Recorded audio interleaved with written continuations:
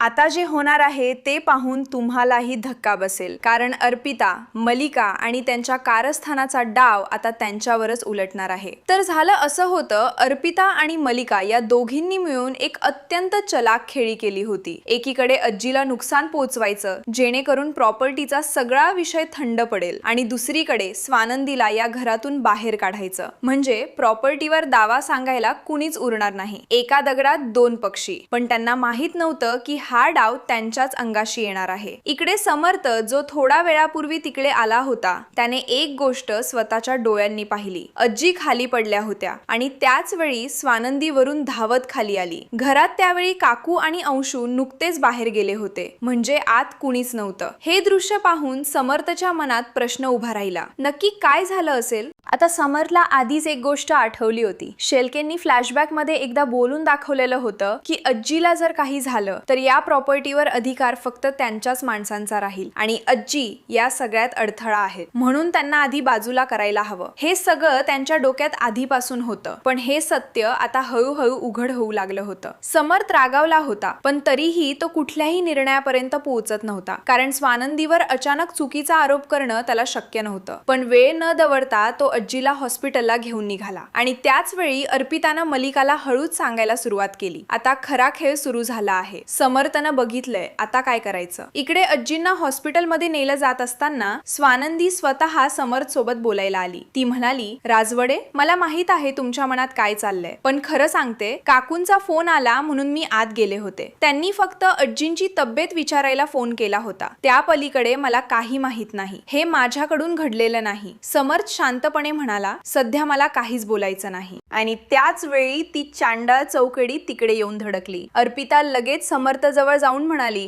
दादा, हिला समजावून सांग, आम्हाला माहित आहे हिची हलगर्जी काय आहे ती। आम्ही घरात असताना अज्जींनी हिच्यावर विश्वास ठेवला, हिला आत बोलवलं, आणि बघ काय झालं। पण समर्थ शांत नव्हता, तो कडाडला, गप्प बसा सगळ्या, स्वानंदीला काहीही बोलायचं नाही। हे ऐकून अर्पिता आणि मलिका एक क्षणभर थांबल्या, कारण समर्थ इतका स्पष्ट आणि रागाने कधी बोलला नव्हता। पण अर्पिता लगेच पुन्हा म्हणाली, दादा, तू पण असाच बोलशील? ती या घरची सून आहे, आम्ही या घरच्या लेकी आहोत, आणि तू हिची बाजू घेतोस? इकडे स्वानंदी मंदिरात जाऊन बसली होती। तिच्या मनात विचारांचं काहूर माजलं होतं। ती स्वतःशीच विचार करत होती, काकूंचा फोन, काकू तिकडे गायब होणं, आणि त्याच वेळी हे सगळं घडणं, यात काहीतरी संकेत आहे का? काहीतरी मोठं आहे यामागे। पण देवा, कुणाला शिक्षा नको, अज्जींना शिक्षा नको, ती मनापासून देवाकडे प्रार्थना करत होती। आणि त्याच क्षणी हॉस्पिटलमधून बातमी आली, अज्जी शुद्धीवर आल्या। डॉक्टरांनी लगेच सांगितलं, अज्जी शुद्धीवर आल्या आहेत। स्वानंदीची प्रार्थना फळाला आली होती। समर्थ आत गेला। अज्जींनी त्याला जवळ बोलावलं आणि हळू आवाजात सांगितलं, समर्थ, मला माहित आहे काय झालं ते। अर्पिताने मला एक ज्यूस दिला होता। डॉक्टरांना विचार, माझ्या पोटात काहीतरी गेलं होतं ज्यामुळे तब्येत बिघडली, आणि पायऱ्यांवर तेल लावलेलं होतं। ते तेल पूर्णपणे ओतलेलं होतं, आणि त्यात स्वानंदीचा काहीही दोष नाही। समर्थला आतून हादरा बसला। अज्जींनी इतक्या स्पष्टपणे सगळं सांगितलं होतं। त्याच वेळी स्वानंदी आत आली। अज्जी तिला पाहून म्हणाल्या, स्वानंदी, मला माहित आहे तू या विश्वासाला सार्थ ठरवायला हवी होतीस, पण ठरवलं नाहीस असं मला वाटत नाही। तू चुकलेली नाहीस। स्वानंदीला काय बोलावं ते सुचेना। ती म्हणाली, अज्जी, तुम्ही माझ्यावर विश्वास ठेवलात, मी त्या विश्वासाला खरं तर पात्र व्हायला हवं होतं, पण मी कमी पडले। पण या दृष्टीने जर तुम्ही विचार केलात